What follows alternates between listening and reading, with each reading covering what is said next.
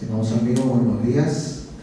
Vamos a dar inicio a la conferencia de prensa por el lanzamiento de la campaña Compartir. Nos acompaña en la mesa el excelentísimo Monseñor Lino Paliza, obispo de Caraballo, ex secretario general de la Conferencia Episcopal. Durante 6 años ejerció la presidencia de la campaña Compartir, conoce muy bien el tema, está aquí en representación de los obispos del Perú, que están cumpliendo compromisos ya asumidos con anterioridad. Nos acompaña también el padre Jaime Origa, padre jesuita, antropólogo, profesor de la Universidad Nacional Mayor de San Marcos, y el doctor Ismael Vega Díaz, director del Centro Amazónico de Antropología y Aplicación Práctica, el CAP.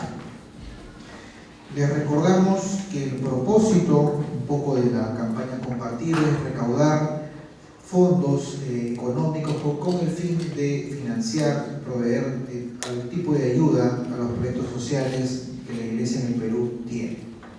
Le dejo en el uso de la palabra a nuestro querido Monseñor Lino Paliza. Buenos días con todos. Muchas gracias. Lo primero hacemos un saludo a la Virgen. ¿Le parece si vamos a pedir a Nuestra Señora de la Misericordia o la Virgen del Carmen, de la cual celebramos la fiesta hace poco y donde nuestro pueblo tiene un gran cariño? Por eso vamos a iniciar nuestro encuentro diciendo: Dios te salve María, llena eres de gracia, el Señor es contigo, bendita eres entre todas las mujeres, y bendito es el fruto de tu vientre Jesús. Santa María, Madre de Dios, ruega por nosotros pecadores, ahora y en la hora de nuestra muerte. Amén. Nuestra Señora del Carmen, ruega por nosotros. Y después de haber saludado a los que están arriba, que nos cuidan y los que llevan adelante la misión de la Iglesia, quiero compartir con ustedes lo que, no pasarme acá cuánto me han dado, 5 minutos.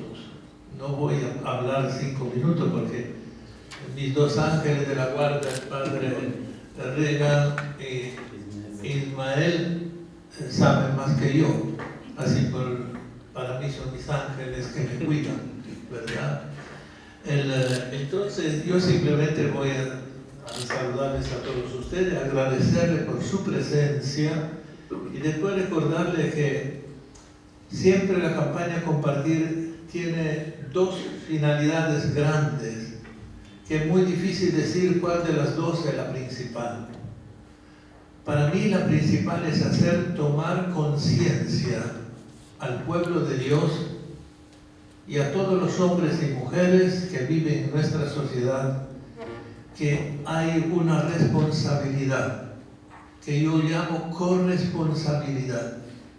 Es decir, todos nosotros somos corresponsables unos de otros. Usted recuerda en el Antiguo Testamento: ¿dónde está mi hermano?, le dice, hablando de Caín y Abel.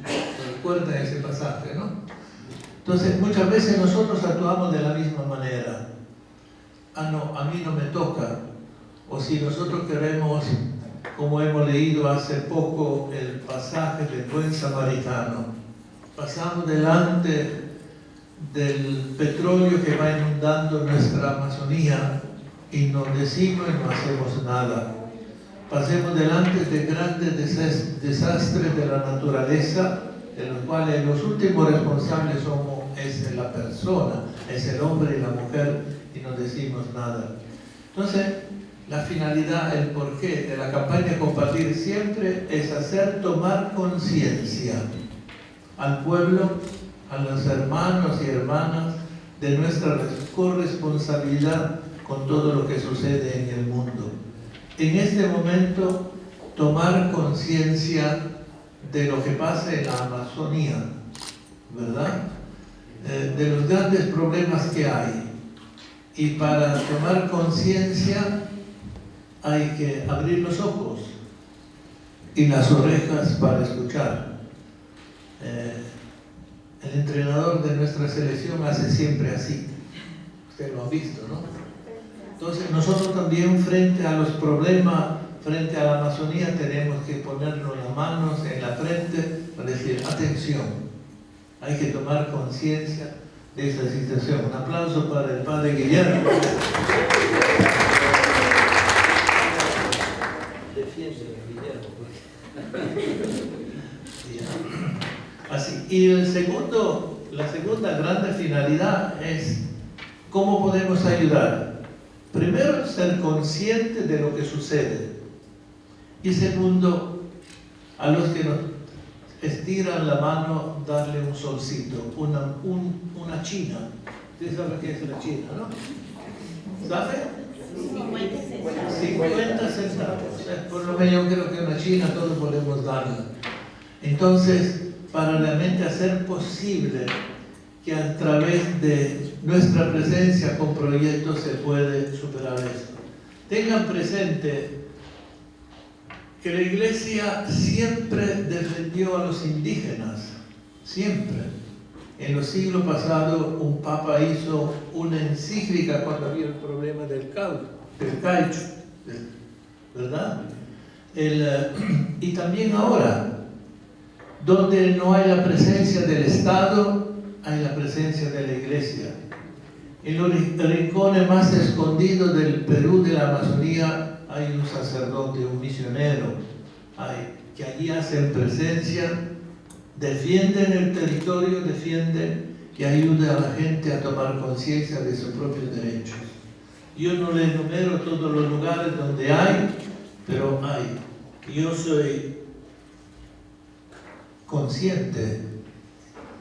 Mi diócesis, la diócesis periférica de Lima, está presente en plena Amazonía, a la confluencia del río Urubamba con Ucayali, en Atalaya, con una institución educativa, porque la mejor ayuda que podemos dar a la Amazonía es educar, hacer que tomen conciencia a los mismos indígenas de sus derechos y de lo que ellos poseen, de lo que son dueños, y nosotros como iglesia tenemos que ayudarles. Yo ya hablé demasiado, me pasé de los 5 minutos, ¿verdad, jefe? Así que no sé a quién te dejo la palabra a ti para que tú sigas. Muchas gracias, Monseñor Lino. A continuación, el padre Jaime Riga, antropólogo, sacerdote jesuita, profesor en la Universidad Nacional Mayor de San Marcos, nos va a dirigir unas palabras sobre los pueblos originarios de la Amazonía hoy. Muchas gracias. En primer lugar, voy a dar algunos datos sobre los pueblos originarios amazónicos. En toda la Amazonía, incluyendo todos los países que tienen territorio amazónico, son unos 400 grupos étnicos. Y en el Perú en la Amazonía son 44 y hay 4 grupos originarios en los Andes. Entonces, esos 44 grupos abarca unos 400,000 personas, y hay unos grupos grandes, otros pequeños que están a punto de desaparecer. Pero el país que tiene más grupos étnicos es Brasil, pero son grupos pequeños, de 300, 400 personas. Mientras que en el Perú tenemos el mayor número de personas originarios en la Amazonía.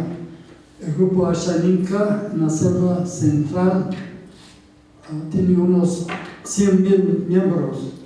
Los Awajún del norte tienen unos 80,000, también los Cocarras en la región Loreto tienen unos 80,000, pero muchos de ellos viven en ciudades, entonces no salen las estadísticas de las comunidades nativas. Luego, entonces, la mayoría de estos grupos originarios han tenido un largo contacto con la sociedad nacional, la sociedad primero colonial y luego nacional, y la iglesia está trabajando con la mayoría de estos grupos.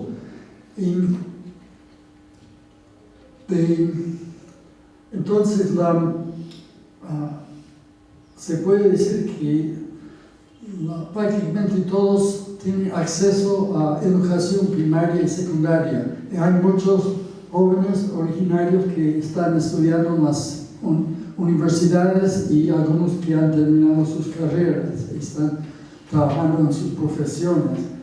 Y hay algunos grupos aislados, se llama, que se aislaron por distintos problemas en el pasado.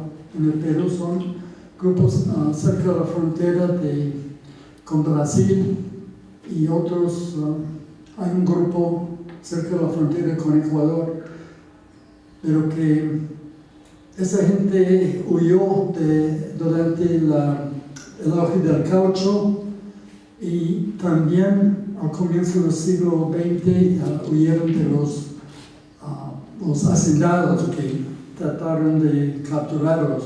Entonces es gente cuyos antepasados vivían en comunidades, pero actualmente se han aislado, y el Estado peruano está preocupándose con estos grupos y está reservando territorios. También en los otros países amazónicos hay un acuerdo de dejarlos seguir la forma de vida que desean y no obligarlos a formar comunidades y entrar en contacto con el resto del país. Entonces hay un acuerdo. También los misioneros también están apoyando. A veces esa gente se acerca a las misiones para pedir ayuda, generalmente piden machetes y también problemas de salud, pero es gente que algunos practican la agricultura y otros se dedican a cazar, y pescar y recolectar. Entonces la mayoría de los pueblos originarios están establecidos en comunidades y están participando en la vida nacional. En muchos sitios los hombres hacen servicio militar y también tienen maestros bilingües que son los profesores en las escuelas que hay en toda la Amazonía peruana, y también el Ministerio de Cultura ha formado traductores e intérpretes para todos los idiomas peruanos, posiblemente con excepción de algunos grupos donde hay solo 2 o 3 personas que hablan, pero la mayoría de los pueblos son muy vivos y vitales. Y por ejemplo, el pueblo Abajún, donde yo he hecho mucho trabajo, prácticamente todos hablan el idioma y tienen mucho orgullo de hablar su idioma. Hay otros sitios donde solo los ancianos hablan el idioma, y esto significa que dentro de poco van a perder el idioma. Entonces hay mucha variedad de visiones del mundo, de tradiciones, las tradiciones orales que vienen de los antepasados, y una diversidad de formas de vida de estos pueblos que han pasado por un periodo en la época colonial. La mayoría de los pueblos originarios estaban dentro de las misiones de los franciscanos y los jesuitas, y entonces en el Perú se sobrevivieron mejor estos grupos que en otros sitios que estaban más expuestos a los esclavistas que buscaron su mano de obra. Entonces, esto es en general una idea de la situación actual de los pueblos amazónicos. El Ministerio de Agricultura también se ocupa de ellos, de titular sus tierras, sus territorios, y también el Ministerio de Salud los atiende, y el Ministerio de Educación desde hace mucho tiempo está formando a maestros bilingües. Entonces están participando en la vida del país, y muchas veces son poco conocidos, pero están presentes. Muchas gracias.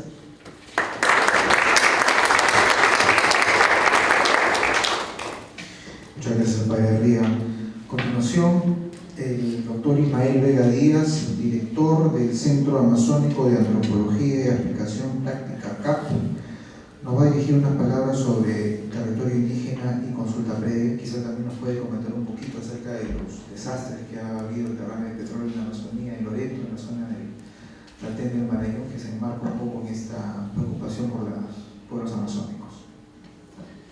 Buenos días a todas y todos.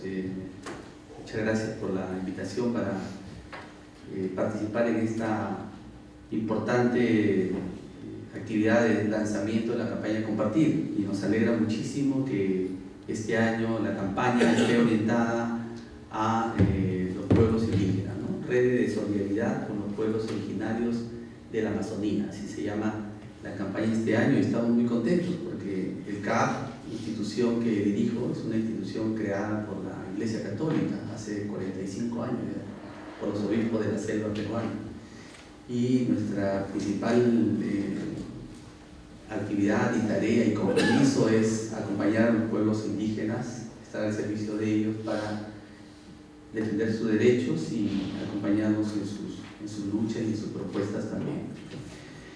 El Papa Francisco en enero del año pasado dijo algo muy importante en relación con los pueblos indígenas. Dijo muchas cosas importantes, pero hay una frase muy importante que calza perfectamente con el tema de territorio, ¿no? Él dijo que actualmente los pueblos indígenas y sus territorios se encuentran más amenazados que nunca. Eso lo dijo el Papa Francisco para llamar la atención sobre la situación tan vulnerable y tan peligrosa en la que se encuentra la Amazonía, y especialmente los pueblos que habitan esta porción de la tierra, ¿no? Desde tiempos ancestrales. ¿Y por qué es tan importante el territorio para los pueblos originarios de la Amazonía, para los pueblos indígenas amazónicos? Porque el territorio es el eje alrededor del cual los pueblos indígenas organizan su vida social, su vida económica, su vida política también, y su propia cultura. El territorio es tan importante para los pueblos amazónicos que una lideresa Awajún, Agostina Mayán, que estuvo aquí en Lima hace poco para participar en una actividad sobre los 10 años de los hechos que sucedieron en Bagua, ella dijo: sin territorio los indígenas no somos nada. Entonces, esa frase de Agostina Mayán revela la centralidad y la importancia del territorio.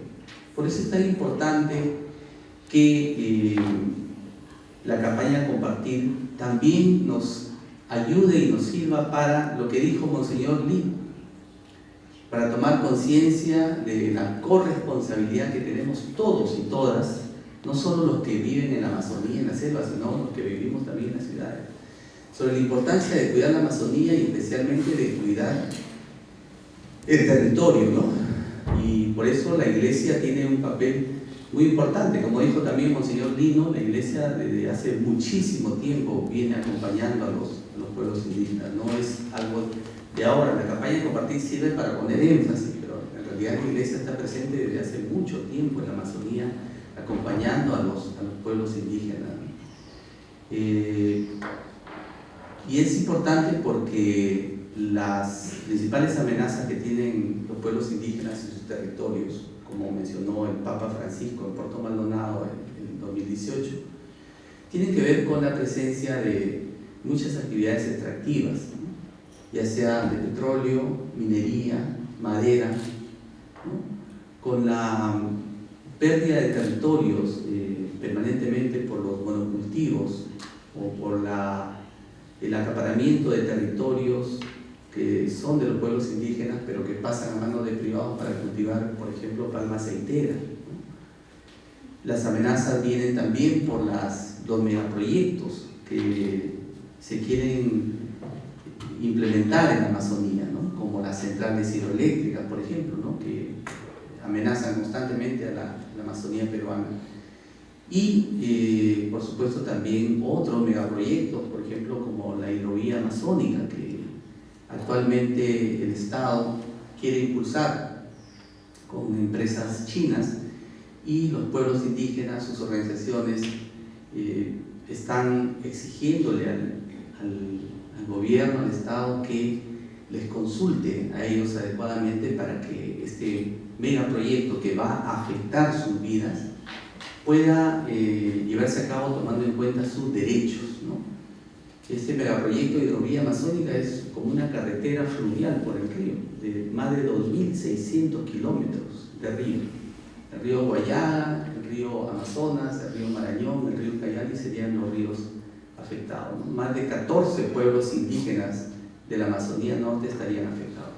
Entonces, todo eso amenaza los territorios de los pueblos indígenas, ¿no? Y bueno, una organización tan importante como IDECEP ha señalado o señala que todavía faltan por titular 20 millones de hectáreas de territorio de cerca de 1.200, 1.300 comunidades indígenas amazónicas, ¿no? De manera que ahí hay una tarea pendiente muy importante, ¿no? Los territorios, lamentablemente, para que sean titulados, pueden tomar entre 5 y 25 años, o nunca se titulan, ¿no? Como dice un informe del Instituto Mundial de Recursos, ¿no? Esto es muy grave, ¿no? Porque en realidad los dueños de los territorios son los pueblos indígenas que viven ahí desde tiempos ancestrales, pero los problemas que tienen ahora con sus territorios los obligan a hacer muchos trámites para que reconozcan sus títulos de propiedad comunal. Pero como dije hace un momento, estos procesos de titulación pueden durar entre 5 y 25 años. El Perú es uno de los países, según el estudio de este Instituto Mundial de Recursos, es uno de los países donde más tiempo toma para los indígenas adquirir su título de propiedad. Y lo mismo no pasa lamentablemente con las empresas. Cuando las empresas quieren que les den una concesión para hacer alguna actividad, bueno, el trámite es mucho más rápido, ¿no? Puede durar entre 3 meses a 2 años. Los títulos de propiedad para los pueblos indígenas pueden durar hasta 25 años o nunca se dan. Entonces, todo esto constituye pues una amenaza al territorio. La consulta previa es un avance muy importante, ¿no? Que todos hemos aplaudido y celebramos, pero hay que cuidar que esta consulta previa se haga bien, se haga sobre todo respetando el derecho de los pueblos indígenas a que la consulta sea implementada como dicen los instrumentos y las normas internacionales, ¿no?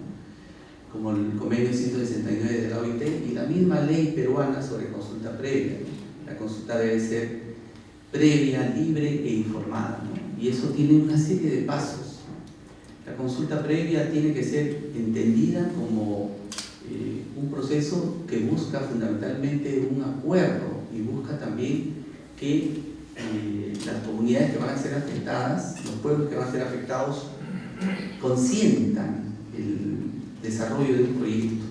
La consulta previa no debe ser entendido como un procedimiento administrativo formal que busca solo hacerles entender, hacer entender a los indígenas que esto les conviene, ¿no? Eso no es. Si se va a la consulta previa con esa intención, con esa forma de pensar, ya se destruyó la consulta previa.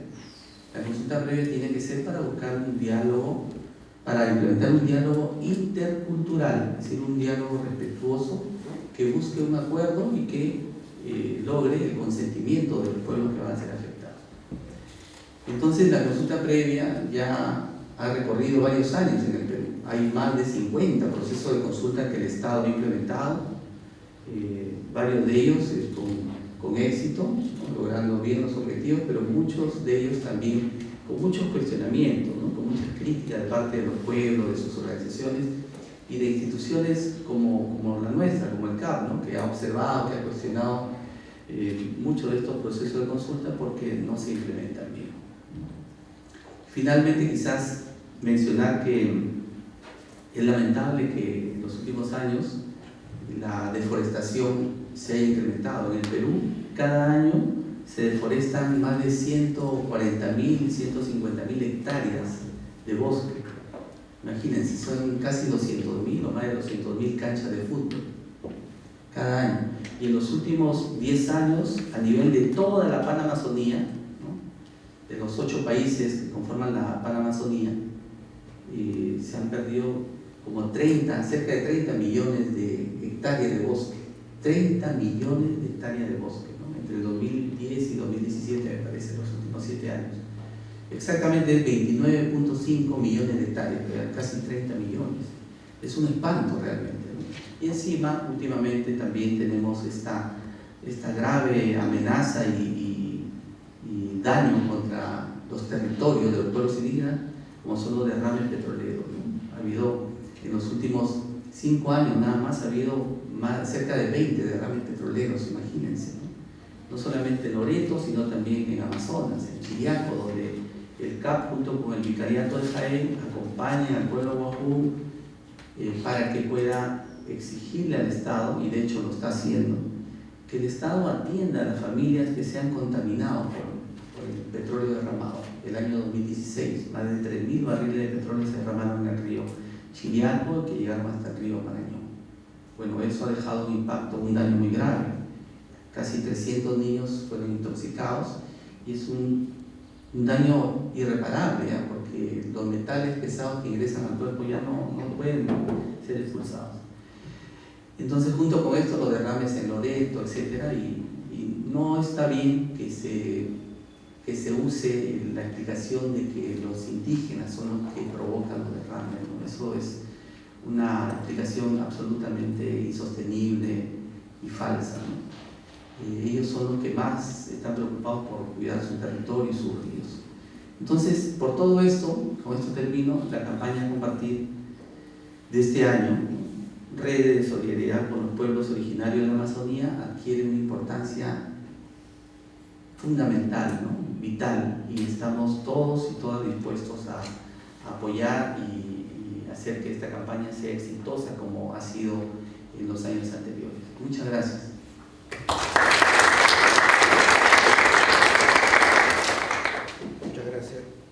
Muchas gracias al doctor Ismael Vega. A continuación vamos a presentar el spot de la campaña Compartir. Para eso vamos a invitar a los miembros de la mesa, por favor, que nos acompañen a un lado del flanco derecho para que puedan verlo también con total comodidad. Este spot que ha preparado la oficina de la campaña Compartir, dentro de poco va a estar en rotación en los principales medios, que está en distribución ya, y en las principales redes sociales que la Iglesia tiene en el Perú, y también les pedimos a los medios que nos acompañan, ¿no?, que lo puedan pasar también en sus respectivos medios, páginas y redes sociales. Adelante. El Papa Francisco nos pide proteger la vida y las culturas de los pueblos originarios de la Amazonía. Nos corresponde a nosotros acompañar y exigir el fiel cumplimiento de las políticas públicas. La Amazonía es también nuestra casa. Por ello, actuemos con respeto y responsabilidad. Colabore con la campaña Compartir en la colecta anual del 23 y 25 de agosto. Conferencia Episcopal Peruana. Muy bien.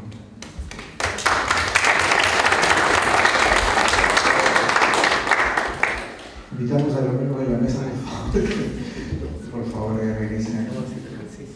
Entonces la colecta pública es el 23 de agosto, ¿no?, a nivel nacional, y la colecta a nivel de parroquias el 25 de agosto.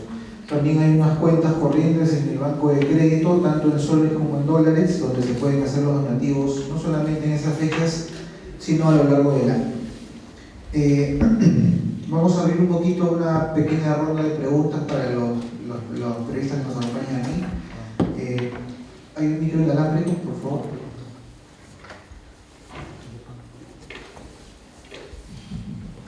Ahí está. Adelante, el micro está práctico.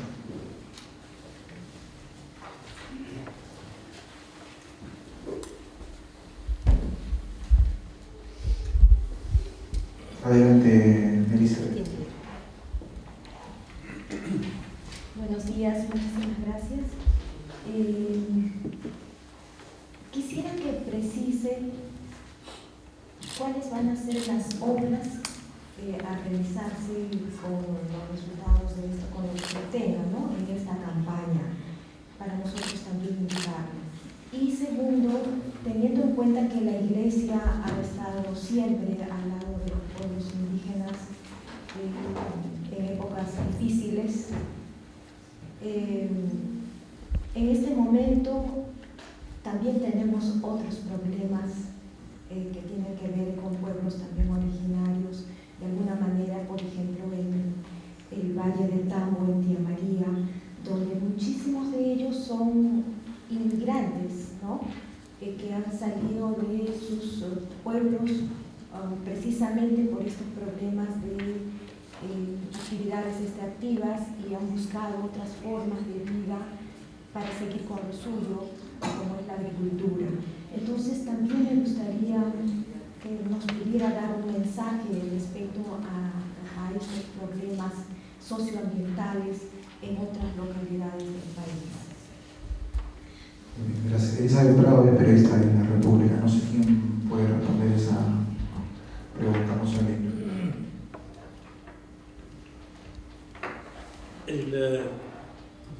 Yo creo que lo que en relación a los proyectos concretos, se lanza la campaña, están llegando los proyectos, se evalúan y se definen una vez que se tiene el monto que se ha recaudado, ¿no? Acá quien podría contestar en relación a esto es la señora Lucila. No sé si llegaron a algunos proyectos para comunicarle sobre la Amazonía. Todavía no, porque con la colecta de este año se atiende las pequeñas o grandes propuestas que presenten para el próximo año. Ya. Sí, tenemos que primero realizar la solidaridad concreta del óvulo. Sí. Sí, buenos días. El proceso más o menos es el siguiente. Una vez que se ha hecho la colecta, los obispos todos ya conocen cuál es el tema y de cada diócesis pueden presentar las necesidades convertidas en un proyecto. Eso llega a la conferencia episcopal e inmediatamente se empieza a responder. Entonces hay una gran participación de las jurisdicciones eclesiásticas y de la población para poder justamente atender lo más necesario y cumplir con la finalidad que se ha previsto. Con respecto a la segunda pregunta, por favor. Con respecto a la segunda pregunta, yo creo que la acción de la Iglesia es aquella de motivar que se cumpla con el diálogo, lo que está insistiendo mucho el presidente, ¿verdad? Es un poco eso que creo que es lo fundamental. Es decir, con la fuerza, con la imposición no se logra nada. Yo creo que allí el trabajo que hay que hacer, por eso yo hablaba de corresponsabilidad.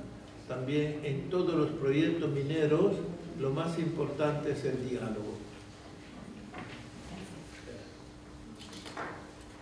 Añadiendo lo que Monseñor Lino muy bien ha descrito, ayer la conferencia ha publicado un comunicado donde trata otro tema que está muy vinculado al diálogo, que es la responsabilidad y habla de la responsabilidad de la empresa, de los gobiernos locales, regionales, nacional y de las propias comunidades que son corresponsables también para que las decisiones puedan impactar benéficamente, digamos, para todos.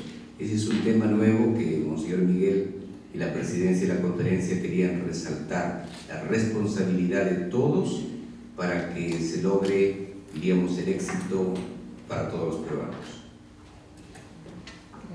Adelante, Esther, el micrófono, por favor. Buenos días, mi nombre es Esther Núñez, soy periodista del Canal 19, mi padre Manuel Rodríguez, también colaboro para otros medios extranjeros, CENIC. Mi principal motivación es sobre el instrumento Laboris. En este documento el Papa Francisco nos invita a acercarnos a los PIAF, que con mayor incidencia, que son los pueblos indígenas en aislamiento voluntario.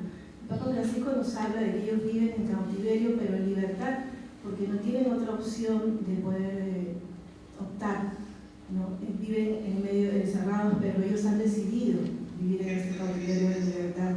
Entonces, mi pregunta era encaminada a cómo se va a direccionar el trabajo con estos pueblos desde la Iglesia, porque la idea es acompañarlos en su desarrollo pastoral y también en su desarrollo cultural y autogestionario, ¿no? Entonces, ¿cómo la Iglesia está enmarcando desde la Conferencia Episcopal con sus actividades sociales en las diócesis, emprender estos retos que el Papa nos invita a poner en práctica, en medio de la crisis que vive el Perú también, porque nuestros indígenas no están siendo escuchados? Entonces, me gustaría saber cuáles son los lineamientos que se tienen previstos para ello.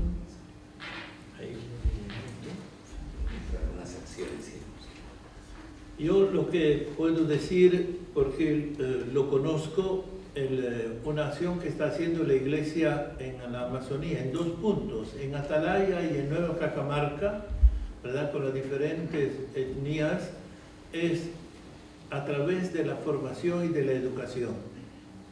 Con Monseñor Cerdín, en San Ramón, en Atalaya, hemos puesto a función, la Iglesia tiene una universidad católica, donde prepara a los maestros, los profesores para los diferentes colegios en la propia lengua indígena, cosa que creo que en toda la Amazonía es la única lealtad que ha asumido esta tarea, y creo que es la cosa más importante, es decir, preparar maestros, profesores que hablen la lengua de los indígenas.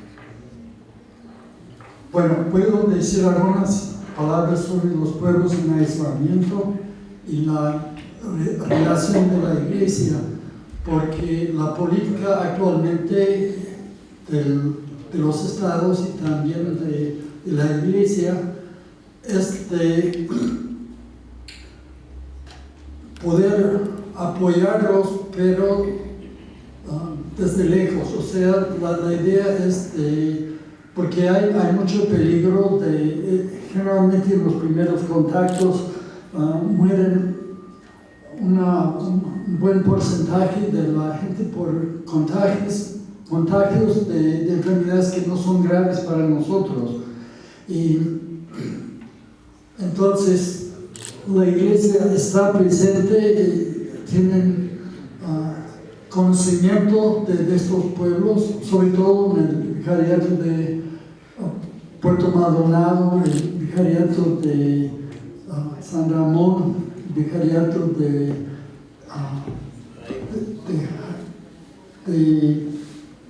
Pucallpa, donde están los pueblos aislados. Entonces la Iglesia está presente para atender cuando ellos quieren o necesitan ayuda. Pero la idea, y hay un acuerdo también de la Iglesia, hemos reunido en Brasil representantes de varios países de parte de la Iglesia para tener criterios comunes para estar presente con estos pueblos, pero no obligarlos a cambiar su estilo de vida, sino de estar presente cuando hay problemas de salud, problemas de alimentación, porque estos pueblos pueden sobrevivir bien cuando son grupos pequeños de unos 20 personas, pero en algunos casos se van creciendo y no tienen los recursos suficientes. Entonces acuden a los misioneros. Y entonces la idea es de acompañarlos, pero sin entrar dentro de sus territorios. Hay contactos con ellos por medio de, algunos tienen parientes que están viviendo en comunidades y están en contactos con los aislados. Sabemos los idiomas que hablan también, que son idiomas que hablan otros, por ejemplo, Machigenga o Jini, y también Yaminawa. Entonces hay información sobre estos grupos, pero como he dicho, la idea es de respetar su deseo de tener otro estilo de vida, y la iglesia está cerca para apoyarnos. Como hace 25 años hay algunos pueblos que decidieron formar comunidades. Entonces la iglesia estaba presente con educación y servicios de salud.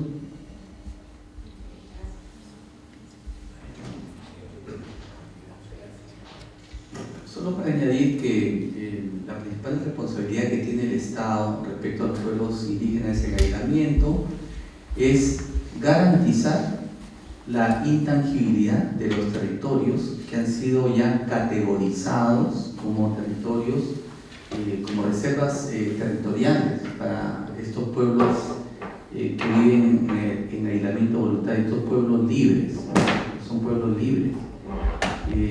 Eso creo que es importante mencionar, y en ese sentido nosotros también desde el CAP como institución de la Iglesia Católica trabajamos para hacer incidencia y para siempre recordarle al Estado que tiene la responsabilidad, la obligación de garantizar esta intangibilidad, es decir, garantizar que estas reservas para estos pueblos que viven libres en estos territorios no sean invadidos por colonos, y tampoco se otorgue estos territorios o parte de estos territorios reservados para estos pueblos para que se realicen actividades extractivas, ¿no? De petróleo, extracción de madera, minería, ¿no? Esto debe ser totalmente evitado por el Estado. El Estado tiene acuerdos internacionales que le exigen que garantice el no ingreso de estas actividades ni de colonos, ¿no? A eso se refiere la intangibilidad. Para eso garantiza la vida de estos pueblos, garantiza que se eviten enfermedades y muertes de estos pueblos o encuentros imprevistos con agentes externos que generalmente terminan pues en hechos lamentables, ¿no? Solo quería añadir eso. Solo algunos datos para responder a su pregunta sobre el instrumento Laboris.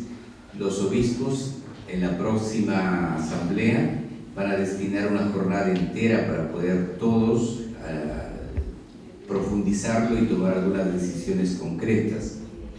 Y un día, lo que se llama padres sinodales, los obispos que del Perú van a ir a representar al sínodo, que son alrededor de 14, van a dedicar otra jornada extensa solo para reflexionar sobre esos temas.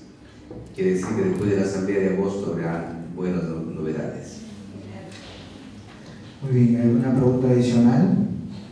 Sí, adelante, por favor. Su nombre y el medio. Pedro Meléndez, Diario Correo.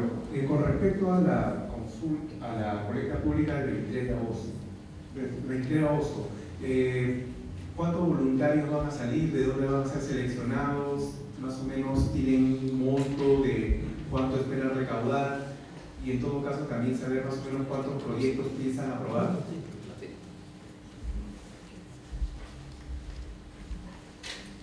Vamos a pedir los datos precisos a la señorita Lucila, que maneja más la parte práctica. En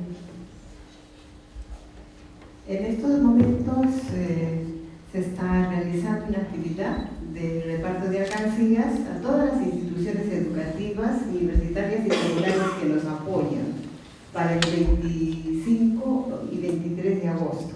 Van a salir por las calles jóvenes voluntarios con un distintivo amarillo y una hucha como la que tienen ustedes en la mesa. Hay 3 alcancías. Y bueno, pues van a recorrer los alrededores de las calles, de las plazas. Se ha pedido autorización al Ministerio del Interior, aprobado por una carta enviada por el secretario general de la conferencia, Monseñor Norbert Strothmann, y han aprobado para que se pueda hacer esa actividad. El monto no le puedo decir estimado, pues de acuerdo a la voluntad de las personas. Con ello se atiende, como dijo el padre, las propuestas que se presenten con temas alusivos al tema de pueblos originarios de la Amazonía. Muchas gracias. Finalmente, las palabras del padre Guillermo Inca, secretario general adjunto de la Conferencia Episcopal Peruana, para concluir esta conferencia. Yo no estaba en el programa, Monseñor Guinness, que va a concluir, pero de todos modos, sí quiero agradecer a nombre del presidente de la Conferencia Episcopal, Monseñor Miguel Cabrejos, y del secretario general, Monseñor Norberto Strothmann, que es el presidente de campaña Compartir. Ambos están en Colombia por el trabajo del SENA. Sin duda unidos para este momento tan importante. Agradecemos también a los ponentes que con tanta gentileza han participado esta mañana, el trabajo de la señorita Lucila y los que lo acompañan, y a Monseñor Lino, que siempre nos ha acompañado, y él ha sido presidente de la campaña Compartir 6 años, mientras era secretario general. Por eso le pedimos a él que concluya esta reunión. Yo creo que la conclusión es animarnos mutuamente uno con otro, porque yo le hablé al comienzo, cuando hice la introducción, de una corresponsabilidad. La iglesia es tarea de todos, no son los obispos la iglesia, sino nosotros somos la iglesia. Por lo tanto, si somos la iglesia, si tenemos un auténtico sentido de pertenencia a esta nuestra madre, a esta institución, realmente tenemos que nosotros movernos, es decir, no estar estático, sino ponernos en movimiento. Y cuando movernos tiene una causa justa y buena, creo que sí vale la pena. Y nunca perder de vista nuestra corresponsabilidad. En relación, digo, no es una respuesta a lo que hacía el periodista de la República, bueno, no, de Correo. ¿De qué medio? De Correo. Creo que la iglesia normalmente no arma un ejército para que salga a la calle a hacer estas acciones. No lo hace a través de las parroquias. Entonces distribuye estos alcancías, ¿no? Donde, como decía, cada uno puede decir, imagínense si cada peruano, cada limeño pusiera una china acá. No sería, no digo que resuelve todos los problemas de la Amazonía, sino por lo menos ayudaría mucho. Entonces creo que la tarea de todo es esta, ¿no? En cada parroquia se ha repartido y cada parroquia sale con sus voluntarios, ¿verdad?, para hacer esta acción. Pero a mí me gusta insistir mucho que todos somos corresponsables. La Conferencia Episcopal es la que empuja, que anima, pero la responsabilidad es de todos. Así que, hermanos, quien dijo hay mucho que hacer, manos a la obra. Muchas gracias.